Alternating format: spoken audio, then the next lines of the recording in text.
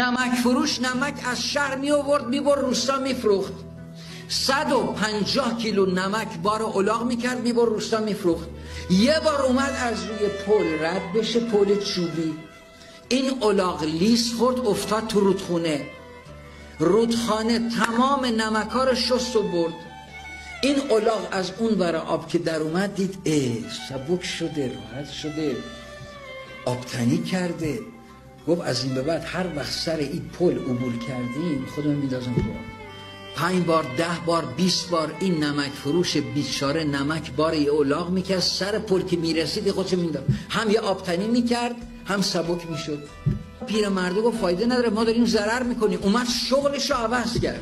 این مرتبه پشم از روستا خرید 150 کیلو که ببره شهر بفروشه. سر پل که رسید این الاغ با همون منطق قبلی خودش انداخت تو آب.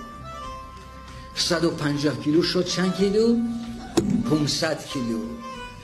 جوان متأهلی که دختر متأهل، پسر متأهلی که ازدواج کردی، خونه زندگی را انداختی، اما هنوز داری منطق تجرد رو دنبال میکنی، بدون شک تو از این خرتری، بدون شک.